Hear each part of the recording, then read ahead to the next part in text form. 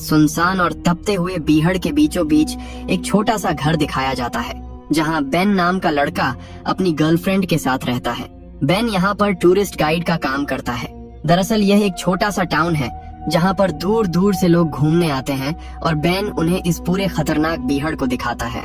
Ben की girlfriend अब यहाँ से शहर जाना चाहती है क्योंकि उसे अपनी आगे की पढ़ाई पूरी करनी है। वह बेन को अपने साथ शहर चलने के लिए कहती है, लेकिन बेन साफ मना कर देता है क्योंकि बेन को यहाँ पर इस शांत जगह पर रहना अच्छा लगता है और उसका काम भी यहीं पर है। बेन अपनी गर्लफ्रेंड को एक गन देता है और कहता है कि मुझसे एक वादा करो, हमेशा रात को सोने से पहले तुम इसे अपने तकिए के नीचे अपनी सेफ्टी के लिए रखोगी। वह मुस्कुराते हुए कहती है कि हाँ, मैं बिल्कुल ऐसा ही करूंगी। और इसके बाद वह वहाँ से शहर के लिए चली जाती है। उसके जाने के बाद बेन को इस अकेलेपन में उसकी बहुत ज्यादा याद आती है। अब बेन को पास ही के टाउन से शेरिफ अपने पास बुलाता है और कहता है कि मेडिक नाम का एक बहुत बड़ा और अमीर बिजनेसमैन जो कि लॉस एंजलिस में रहता है, वह यहाँ पर आया है और उसे एक बेहतरीन टूरिस्ट गाइड की जरूरत है। दरअसल वह इस डेजर्ट में डेजर्ट हॉर्न शीप का शिकार करना चाहता है, जिसे ढूंढ पाना और उसका शिकार करना बहुत ही मुश्किल काम है। इसीलिए अब वो बेन को हायर करना चाहता है, जिसके बदले वो बेन को एक दिन के $1000 देगा। बेन के लिए यह कीमत बहुत बड़ी होती है क्योंकि इतने पैसे आज तक उसे किसी ने एक साथ नहीं दिए थे। इसीलिए बेन बिना ज्यादा सोचे उसके साथ चलने के लिए मान जाता है। बेन जब उसके साथ बाहर आता है तो वह देखता है कि उसके पास सारे लोग शिकार करने के लिए आते हैं। यहाँ पर शिकार करना लीगल है, लेकिन यह नियम सिर्फ उन लोगों के लिए है जिनके पास लाइसेंस वाली गन है। अब ये दोनों बीहड़ के उस खतरनाक हिस्से में पहुंच जाते हैं जहाँ पर इन्हें शिकार करना है, पर अब तक सूरज पूरी तरह ढल चुका है और रात हो चुकी है। ये एक जगह आग जलाते हैं जहाँ पर वे आराम से एक दूसरे से बात करते हैं। बेन उसे अपनी गर्लफ्रेंड के बारे में बताता है जो कि अब सिटी मूव हो चुकी है। साथ ही वह अपने माता पिता के बारे में बताता है और कहता है कि बचपन में एक बार हम इसी बीहड़ में फंस गए थे। दरअसल मेरे पिता की गाड़ी अचानक खराब हो गई थी। हम कई दिनों तक वहाँ फंसे मदद का इंतजार करते रहे, लेकिन कोई भी मदद के लिए नहीं आया। उस झुलसाती धूप में मेरी मॉम ने अपनी लिपस्टिक मेरे चेहरे पर बार बार लगाई, जिस वजह से मैं उस खतरनाक हीट से बच गया। पर पानी की कमी से वह दोनों नहीं बच पाए और मेरी आंखों के सामने तड़प तड़प कर मर गए। ये दर्दनाक किस्सा कहते कहते बेन बहुत इमोशनल हो जाता है। इसके बाद ये दोनों के दोनों वहीं पर सो जाते हैं। अगली सुबह सूरज निकलते ही ये दोनों शिकार करने के लिए निकलते हैं, जहाँ पर रास्ते में मेडिक एक जगह बेवजह गोलियां चलाना शुरू कर देता है, जिससे बेन समझ जाता है कि इसे शिकार करने का कोई भी तजुर्बा नहीं है। वो गुस्से में पूछता है कि तुम्हें लाइसेंस किसने दिया? वह बड़े घमंड से बताता है कि मेरे पास लाइसेंस नहीं है, मेरे पास बहुत पैसा है, इसीलिए मुझे किसी लाइसेंस की कोई जरूरत नहीं है। बेन उसे समझाता है कि बिना लाइसेंस वाली गन से यहाँ पर शिकार करना पूरी तरह से गैर कानूनी है, लेकिन इससे पहले कि बेन कुछ और बोलता, मेडिक उसे बहुत सारे पैसे निकाल कर देता है, जिससे बेन का मुंह बंद हो जाता है और वह चुपचाप आगे बढ़ने लगता है। अब ये दोनों के दोनों एक ऊंची चट्टान की चोटी पर जाते हैं, जहाँ से बेन अपनी दूरबीन से शिकार को ढूंढ रहा होता है। बहुत देर तक उसे कोई भी शिकार नहीं दिखता। साथ ही मेडिक उसे बार बार बेवकूफों की तरह डिस्टर्ब कर रहा होता है और तभी अचानक मेडिक एक तरफ अपनी गन से गोली चला देता है। हालांकि बेन ने उसे वहाँ गोली चलाने के लिए बिल्कुल नहीं कहा था।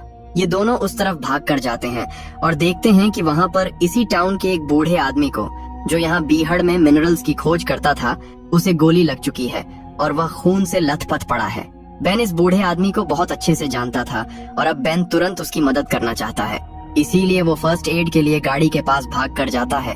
वहीं हमें मेडिक को दिखाया जाता है, जो ये सब देखकर बहुत डर जाता है। उसे समझ में आ चुका है कि उसने एक बहुत बड़ा जुर्म किया है, इसीलिए वह तुरंत अपने साथी को कॉल करता है और सब कुछ बता देता है और कहता है कि मैं शायद अब बहुत बुरी तरह फंस गया हूँ।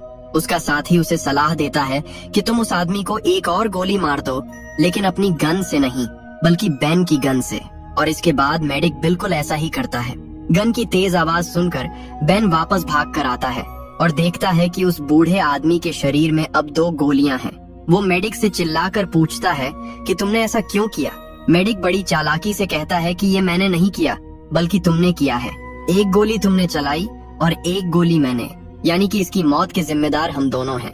बेन समझ जाता है कि मेडिक ने ऐसा सिर्फ अपने आप को बचाने के लिए और बेन को फंसाने के लिए किया है। और इसके बाद मेडिक उसे लालच देते हुए कहता है कि अगर तुम इस बारे में किसी को कुछ नहीं बताओगे तो मैं तुम्हें हर साल के 3 लाख दूंगा। साथ ही यूनिवर्सिटी में तुम्हारा एडमिशन भी करवा दूंगा, जिसके बाद तुम शहर में आराम से अपनी गर्लफ्रेंड के साथ रह सकते हो। पैसों और अपने फ्यूचर के बारे में सोचकर बेन उसकी बात मान जाता है। जिसके बाद ये दोनों के दोनों उस बूढ़े आदमी को वहीं रेत में दफना देते हैं, उसकी शांति के लिए प्रार्थना करते हैं और अपनी गाड़ी के पास वापस आ जाते हैं। वहाँ पर मेडिक पानी को वेस्ट कर रहा होता है और आराम से अपना मुंह धो रहा होता है। ये बात बेन को बिल्कुल अच्छी नहीं लगती, क्योंकि इस सूखे बीहड़ में पानी मिलना बहुत ही मुश्किल है। बेन चुपके से गाड़ी के पास आ जाता है जहाँ पर उसका बैग रखा हुआ है। उसके पास एक छोटा सा गैजेट है जिससे वह इमरजेंसी मैसेज भेज सकता है। इससे पहले कि वह शेरिफ को मैसेज भेजता, यहाँ पर मेडिक उसे पीछे से देख लेता है और तुरंत गन पॉइंट पर ले लेता है। मेडिक गुस्से में कहता है कि तुम्हारे और मेरे बीच में एक करार हुआ था जिसके मुताबिक तुम इस बारे में किसी को कुछ नहीं बताओगे, लेकिन तुमने धोखा देकर उस करार को तोड़ दिया। जिसके बाद वह उसके गैजेट को पैरों तले कुचलकर तोड़ देता है। साथ ही गन तान कर कहता है कि तुम अपने सारे कपड़े उतारो। बेन को अपनी जान बचाने के लिए उसकी बात माननी पड़ती है। मेडिक उसके कपड़े और जूते उतरवा देता है और कहता है कि अब तुम इसी तरह से नंगे पैर अपने घर जाओ।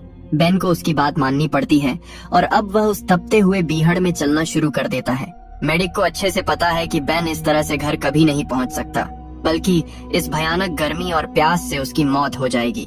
जिसके बाद उस बूढ़े आदमी, जिसका नाम चार्ली था, उसकी मौत का पूरा इल्जाम बेन के ऊपर आ जाएगा, क्योंकि उस बूढ़े आदमी के शरीर में एक गोली बेन की भी है। पुलिस को यही लगेगा कि बेन उसे मारकर भाग रहा था और रास्ते में भूख और प्यास से तड़प कर मर गया। अब बेन धीरे धीरे तपती रेत पर आगे चलने लगता है। कुछ देर बाद उसके सामने एक पोल आता है जिस पर वह एक नंबर को पढ़ता है। मेडिक दूर से उसे अपनी दूरबीन से लगातार देख रहा होता है। दरअसल वह तब तक उसका पीछा नहीं छोड़ेगा जब तक उसकी आंखों के सामने बेन की मौत न हो जाए। बेन लगातार दर्द सहते हुए आगे बढ़ता ही चला जाता है और जब उसके सामने पोल नंबर 2 आता है तो वह भागकर चट्टान में कहीं गायब हो जाता है। मेडिक ये सब देख लेता है और अपनी गाड़ी लेकर तेजी से उसी तरफ बढ़ चलता है जहाँ पर बेन गायब हुआ है। वहाँ पहुंचकर वो देखता है कि बेन आसपास कहीं भी नहीं है। बेन दरअसल इन्हीं चट्टानों में बनी हुई एक गुफा के अंदर चला जाता है, जो एक तरह का खुफिया बंकर होता है। और ये बंकर उसी बूढ़े आदमी का है जिसे गोली मारकर मेडिक ने मार दिया था। यहाँ पर खाने पीने की पूरी सप्लाई होती है। बेन सबसे पहले पानी पीकर यहाँ पर अपनी बुझती हुई प्यास बुझाता है। यहाँ पर बहुत सारी फोटोज लगी हैं और इन्हीं फोटोज में से एक फोटो बेन की और उस बूढ़े आदमी की है। दरअसल बेन बहुत सालों से उसे जानता था और वह उसके पिता जैसा था। बेन रोते हुए उससे माफी मांगता है कि मैं तुम्हारी जान नहीं बचा पाया। और तभी बेन को एहसास होता है कि इस गुफा के अंदर कोई आ रहा है। बेन जल्दी से वहाँ पर लगे हुए एक मैप को अपने पास छुपाकर और अंदर अंधेरे में चला जाता है। अब यहाँ पर मेडिक आ चुका है। मेडिक को पता है कि बेन यहीं पर छुपा है, इसीलिए वह यहाँ पर बॉम्ब लगाकर तुरंत बाहर निकल जाता है। कुछ ही देर बाद एक भयानक बॉम्ब ब्लास्ट होता है जिससे पूरी की पूरी जगह मलबे में ढह जाती है। पर बेन की किस्मत अच्छी होती है कि वह मलबे के गिरने से पहले ही एक दूसरे रास्ते से बाहर निकल चुका था। वो यहाँ से आगे बढ़ रहा होता है, तभी अचानक उसके सामने मेडिक आ जाता है। वह हंसते हुए कहता है कि अगर तुम अपने घर जाना चाहते हो तो जाओ, लेकिन इस बार अगर तुमने छुपने की या भागने की कोई भी कोशिश की तो मैं दूर से ही तुम्हें गोली मार दूंगा। बेन को पता है कि उसके पास जो गन है वह बहुत ज्यादा एडवांस है और दूर से उस पर वह अचूक निशाना लगा सकता है। इसीलिए बेन को एक बार फिर से उस आग उगलते रेगिस्तान में आगे बढ़ना पड़ता है। यहाँ से जो सबसे नजदीकी टाउन है वह 45 माइल दूर है और अब बेन के पास जो मैप होता है जो उसने मेडिक से छुपा लिया था, उस मैप के सहारे वह आगे बढ़ने लगता है। कुछ ही देर बाद वह उस जगह पहुंच जाता है जहाँ पर बेन ने और उस बूढ़े आदमी ने, जिसकी मौत हो चुकी है, इन दोनों ने आराम से बैठने के लिए एक सोफा लगाया था। बेन उस सोफा का फोम निकालकर अपने नंगे पैरों में बांध लेता है, क्योंकि बिना शूज के जलती रेत पर चलने की वजह से उसके दोनों पैर बहुत बुरी तरह से जख्मी हुए थे और उनमें से खून निकल रहा था। यह जगह ऐसी जगह पर होती है जहाँ पर बेन को मेडिक दूर से नहीं देख सकता। इसीलिए बेन इस जगह का पूरा फायदा उठाकर एक बार फिर से मेडिक की नजरों से ओझल हो जाता है। उसके पास जो मैप है उसमें लिखा होता है कि यह खजाने का मैप है और उस मैप को फॉलो करते हुए वह एक जगह पहुंच जाता है जहां पर क्रॉस का निशान बना होता है। वह उस जगह को हाथों से खोदता है जहां पर एक बॉक्स होता है और जब वह उस बॉक्स को खोलता है उसमें एक स्लिंग शॉट और कुछ मार्बल्स होते हैं। वह उन्हें निकाल कर अपने पास रख लेता है। मैप में एक दूसरा निशान भी होता है और जब वह उस दूसरे निशान पर पहुंचता है तो वहाँ पर जमीन में एक पानी की बोतल गड़ी हुई होती है जिसके अंदर पानी है। उसकी बॉडी पूरी तरह से डिहाइड्रेट हो चुकी है और गला सूखकर कांटा हो गया है। इसीलिए जल्दी से वह बॉटल का कैप खोलकर पानी पीने की कोशिश करता है। लेकिन तभी अचानक बॉटल पर एक गोली लगती है जो कि मेडिक ने दूर से चलाई थी। बॉटल दूर जाकर गिरती है जिससे पूरा का पूरा पानी रेत में बिखर जाता है। दरअसल मैप में लिखा होता है कि यह एक ट्रेजर यानी कि खजाने का नक्शा है और ऐसे तपते बीहड़ में पानी से बड़ा कोई खजाना नहीं हो सकता, जो बात शायद बेन पहले से जानता था। और अब बेन को एक बार फिर से प्यासे ही अपनी जान बचाने के लिए आगे बढ़ना पड़ता है। वहीं दूर से हमें मेडिक को दिखाया जाता है जो आराम से ड्रिंक बनाकर पी रहा होता है। उसकी नजर पूरी तरह से बेन के ऊपर ही होती है। कुछ देर और चलने के बाद बेन की हिम्मत जवाब दे जाती है और वह वहीं पर गिर जाता है। और अब मेडिक अपनी गाड़ी लेकर उसके पास आता है। वह देखता है कि बेन पूरी तरह से अचेत है।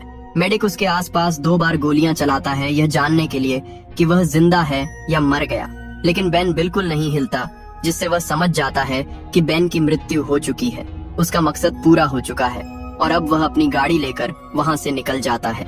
लेकिन उसे नहीं पता कि बेन अब भी जिंदा है और उसने मरने का सिर्फ नाटक किया था। उसके जाने के बाद बेन उठकर उस तरफ चलने लगता है जहां पर चट्टान के ऊपर एक गुफा के अंदर वो अपनी गर्लफ्रेंड के साथ टाइम स्पेंड किया करता था। वहां पर पानी भी है। दरअसल वो अपनी प्यास बुझाने पानी की तलाश में वहां जा रहा है और जब वह चट्टान के ऊपर चढ़ रहा होता है तो दूर मेडिक, जो अपने साथी से फोन पर बात कर रहा होता है, वो बेन को जिंदा देख लेता है और अब उसे बेन पर बहुत भयंकर गुस्सा आता है और वह बेन पर ताबड़तोड़ गोलियां चलाता है। लेकिन बेन किसी तरह से अपनी जान बचाकर और उसकी गोलियों से बचकर उस गुफा के अंदर पहुंच जाता है जहां पर पानी होना चाहिए। लेकिन बदकिस्मती से यहाँ पर पानी नहीं होता, इसीलिए बेन को बहुत गुस्सा आता है। वहीं मेडिक बाहर से चिल्ला चिल्ला कर कहता है कि सरेंडर कर दो, तुम्हें मुझसे कोई नहीं बचा सकता। लेकिन बेन अब रात होने का इंतजार करता है ताकि रात के अंधेरे में वहाँ से निकल सके। रात हो जाती है और मेडिक ने अपनी गाड़ी की लाइट्स उस तरफ जला रखी होती है जिस गुफा के अंदर बेन है। बेन चुपके से दूसरे रास्ते से बाहर आता है। वह देखता है कि मेडिक बाहर पी कर रहा है और इसी बात का फायदा उठाकर वह गाड़ी से अपनी जैकेट निकाल लेता है, क्योंकि बीहड़ में रात को बहुत ज्यादा कड़ाके की ठंड हो जाती है। मेडिक जब गाड़ी में आता है तो समझ जाता है कि बेन यहाँ पर आया था। वह अपनी गाड़ी को स्टार्ट करके तेजी से बैक करता है। गाड़ी के ठीक नीचे बेन होता है और वह जल्दी से पत्थरों के पीछे छुप जाता है, जिसके बाद मेडिक उसके ऊपर जानलेवा बॉम्ब फेंकता है। बेन के पास वही स्लिंग शॉट होता है जिससे वह एक मार्बल का निशाना लगाता है और निशाना सीधा मेडिक के सर पर जोर से लगता है, जिससे मेडिक वहीं पर बेहोश हो जाता है। मेडिक को जब होश आता है तो वह रस्सियों से बंधा हुआ होता है। वह गाड़ी के पीछे बैठा होता है और अब सुबह हो चुकी है। वह देखता है कि बेन गाड़ी के बाहर है, जिसके बाद बेन गाड़ी चलाकर मेडिक को सीधा शेरिफ के पास ले जाता है और उसे सब कुछ सच सच बताता है कि किस तरह से मेडिक ने उसी के दोस्त बूढ़े आदमी को यानी कि चार्ली को बेरहमी से मारा था। साथ ही शेरिफ को वह पैसे भी देता है जो उसे मेडिक ने दिए थे ताकि वह अपना मुंह बंद रखे। और अब मेडिक का जुर्म पूरी तरह से साबित हो चुका है और अब बेन मेडिक के पास जाता है, उसे उल्टा सीधा कहता है और अपना गुस्सा निकालता है। कुछ देर के बाद मेडिक कहता है, मुझे वॉशरूम जाना है। और जब वो वॉशरूम के लिए जाता है तभी कुछ देर के बाद इन्हें अंदर हेलीकॉप्टर की तेज आवाज आती है। बेन भागता हुआ बाहर जाता है और देखता है कि मेडिक हेलीकॉप्टर में बैठ रहा है और वह यहाँ से उड़कर इनकी आंखों के सामने भाग जाता है। दरअसल उसके पास जो स्मार्ट वॉच थी उससे उसने अपने साथी को इन्फॉर्म करके यहाँ पर बुला लिया था और अब वह यहाँ से अपनी जान बचाकर भाग चुका है। इस पूरे डरावने इंसिडेंट के बाद बेन यह तय करता है कि अब वह इस गाइड के काम को कभी नहीं करेगा। वह शहर जाता है जहाँ पर वह अपनी गर्लफ्रेंड से मिलता है, उसे पूरी घटना के बारे में विस्तार से बताता है और कहता है कि अब मैं हमेशा तुम्हारे साथ ही रहूंगा। मैं उस काम को हमेशा के लिए छोड़ चुका हूँ। और एक रात को जब वह अपनी गर्लफ्रेंड के साथ आराम से सो रहा होता है तभी उसे भयानक सपना आता है कि मेडिक उसके सामने है, उसके हाथ में गन है और वह उसे शूट करने वाला है। घबराहट में उसकी नींद खुल जाती है। वह देखता है कि उसके सामने कोई नहीं होता, पर जैसे ही वह एक बार फिर से अपनी आंखें बंद करता है मेडिक की असलियत में आवाज आती है। मेडिक सच में वहाँ पर खड़ा होता है, उसके हाथ में गन होती है। मेडिक हंसते हुए कहता है कि पिछली बार तुम बच गए थे लेकिन अब तुम्हें मुझसे कोई नहीं बचा सकता।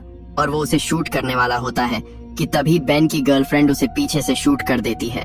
दरअसल बेन ने जो उसे गन दी थी वह हमेशा अपने तकिए के नीचे रखकर सोती थी और उसी गन से वह फुर्ती से उसे गोली मार देती है, जिसके बाद बेन भी अपनी गन से गोली चलाता है और मेडिक की वहीं पर मृत्यु हो जाती है और इस तरह से मेडिक की जिंदगी का हमेशा के लिए खात्मा हो जाता है।